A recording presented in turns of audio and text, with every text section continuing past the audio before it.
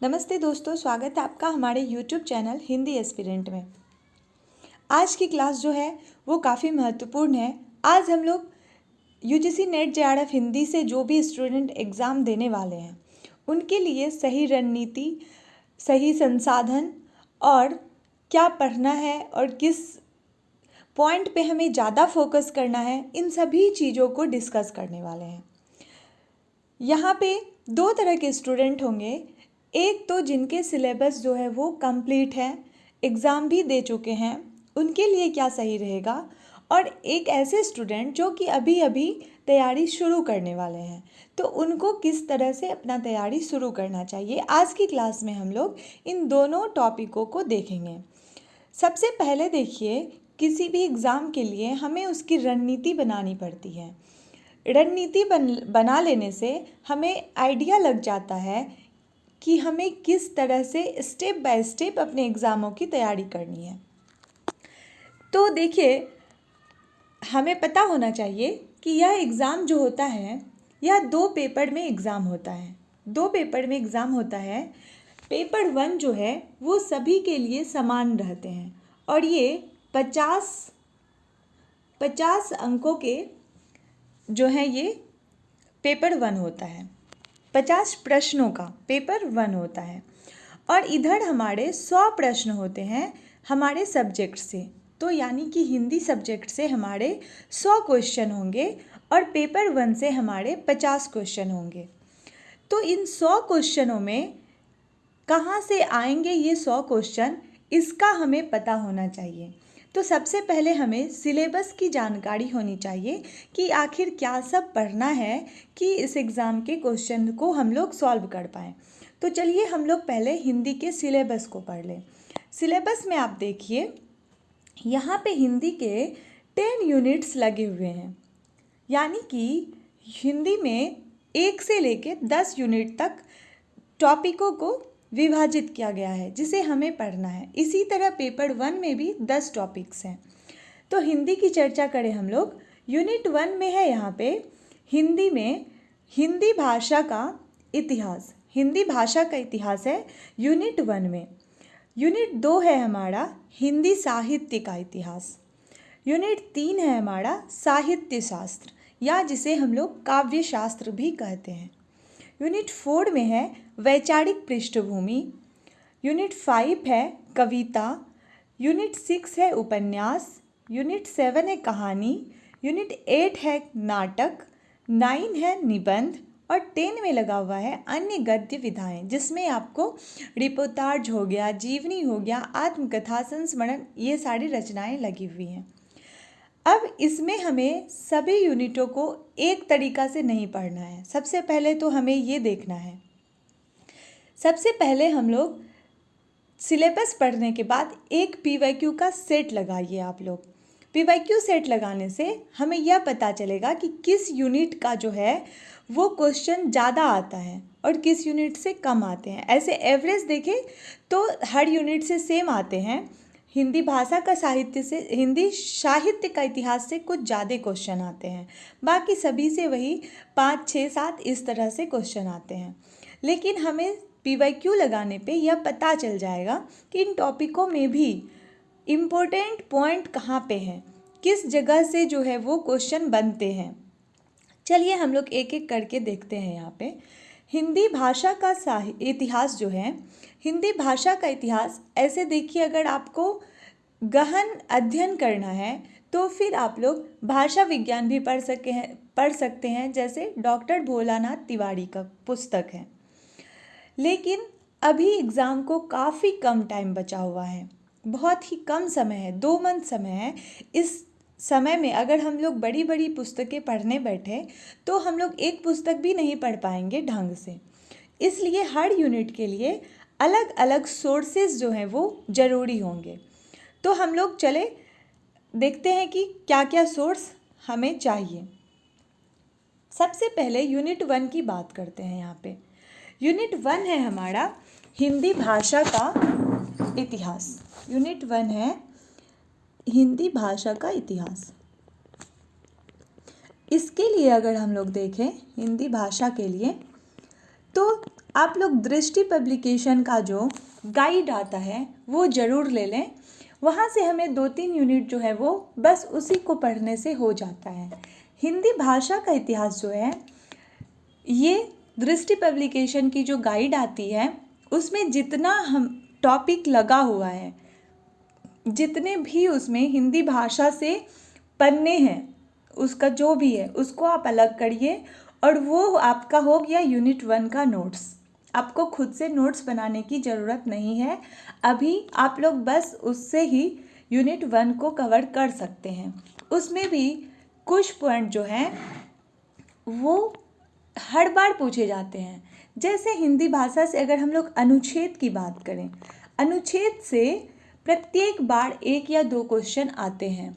व्याकरण से 1 या 2 क्वेश्चन आते हैं, जिनमें से आपको उच्चारण स्थान पूछ लिए जाते हैं। उच्चारण स्थान या फिर आपको कर्ता, कर्म, संज्ञा, सर्वनाम, यही सारे व्याकरण से पूछे जाते हैं।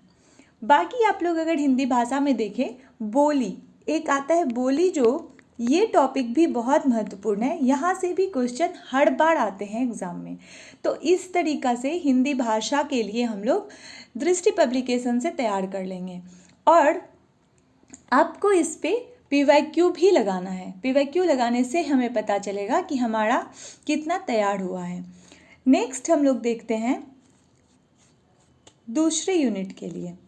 दूसरे यूनिट के लिए है यहाँ पे हिंदी भाषा का इतिहास, हिंदी साहित्य का इतिहास। हिंदी भाषा तो हम लोग देख लिए, हिंदी साहित्य का इतिहास। देखिए, हिंदी साहित्य का जो इतिहास है ये काफ़ी बड़ा टॉपिक है। यूनिट 2 जो है वो काफ़ी बड़ा टॉपिक है। अगर आप लोग देखें तो इसमें यूनिट 2 में हिंदी साहित्य के इतिहास लेखन से लेकर के आधुनिक काल में छायावाद, प्रयोगवाद, प्रगतिवाद, नकेनवाद सभी इसमें इंक्लूडेड हैं। बाकी आपको इसमें उपन्यास, नाटक यानी कि गद्य विधाएं, पद्य, ये सारे इसमें पढ़ने पड़ते हैं। तो इतना कुछ इतना कम समय में हम लोग नहीं पढ़ पाएंगे, इसलिए PYQ देखिए और वहाँ से आप नोट डाउन करिए कि कौन कौन से टॉपिक जो हैं वो ज़्यादा महत्वपूर्ण लग रहा है। उस टॉपिक को आप पढ़िए, चाहे तो किसी बुक से, चाहे फिर आप YouTube क्लास से देख के पढ़ सकते हैं। नेक्स्ट आता है काव्यशास्त्र। काव्यशास्त्र के लिए हम लोग क्या करेंगे, नेक्स्ट है यहाँ पे काव्यशास्त्र। काव्यशास्त्र से आप क्या करिएगा, इसमें 2 भागों में काव्यशास्त्र को बांटा गया है।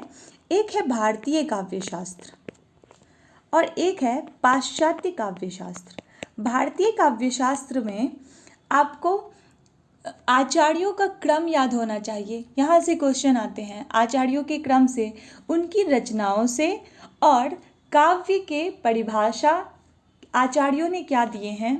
हिंदी में जो सुमित्रा नंदन पंत, जयशंकर प्रसाद, प्रेमचंद, ये सभी काव्य के कुछ कुछ परिभाषाएं दिए हैं। इनको आपको पढ़ना चाहिए, याद कर लेना चाहिए। और इसमें आपको क्या पढ़ना है, आचार्यों की रचना को जरूर पढ़ लीजिए और आचार्य का क्रम याद कर लीजिए। बस यहाँ से आपको यही क्वेश्चन आते हैं।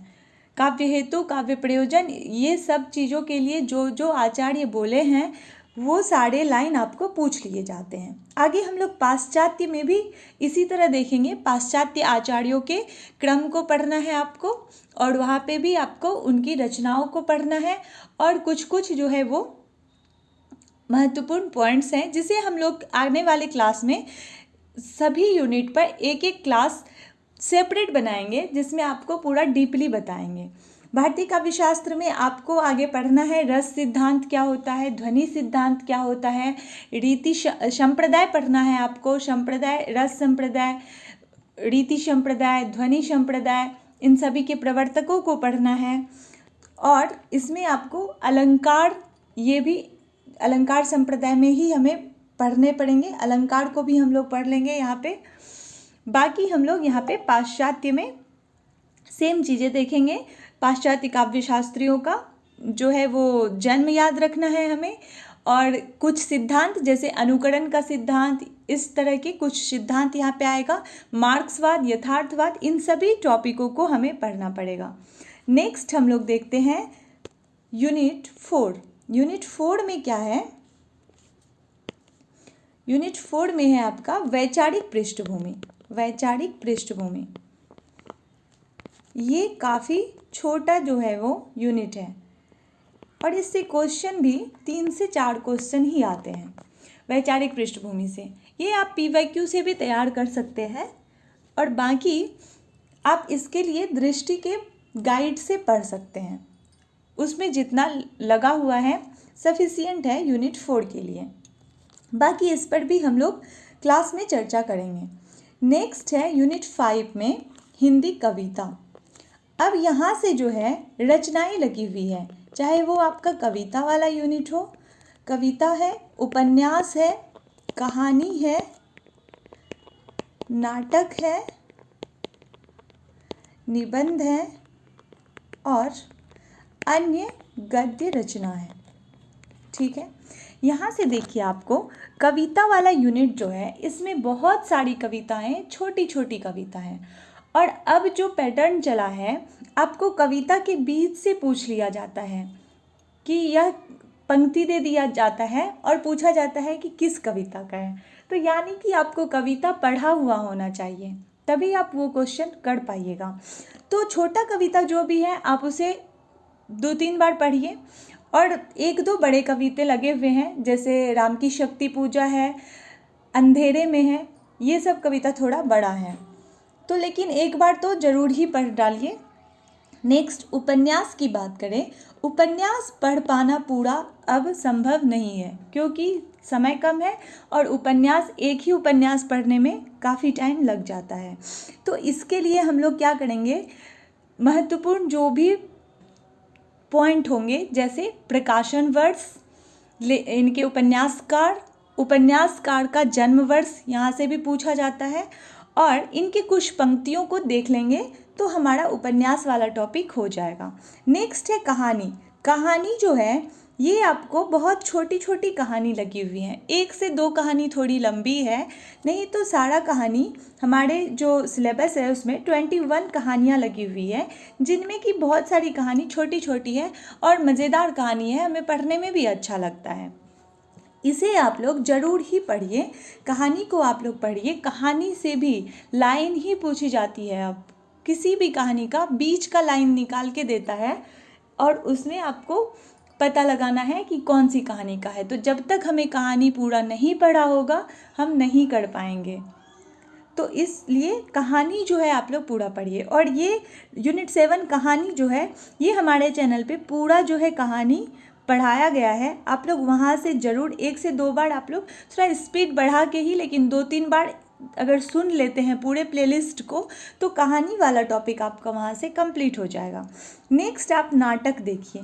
नाटक में भी बहुत सारे नाटक छोटे छोटे लगे हुए हैं, जैसे आपका सिंदूर की होली नाटक ले लीजिए, ये सब बहुत छोटे छोटे नाटक भी हैं, तो वो सब तो आप लोग लाइन बाय लाइन पढ़ लीजिए। और बड़ा नाटक जो भी है, जैसे आपका चंद्रगुप्त, स्कंदगुप्त सब भी लगा हुआ है, ऐसे आप लोग ये नाटकें भी पढ़ सकते हैं, कुछ खास बड़ा नहीं है।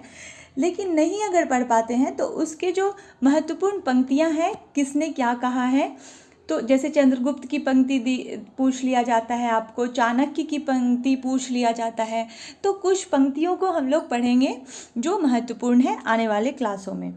आगे निबंध देखिए। निबंध में आप लोग सभी निबंध को पढ़ सकते हैं। निबंध भी बहुत छोटे छोटे हैं, 1-2, जैसे कविता क्या है निबंध, ये थोड़ा लंबा निबंध है। बाकी निबंध जो है वो छोटे छोटे निबंध है, इसे लाइन बाय लाइन 2 बार पढ़िए कम से कम।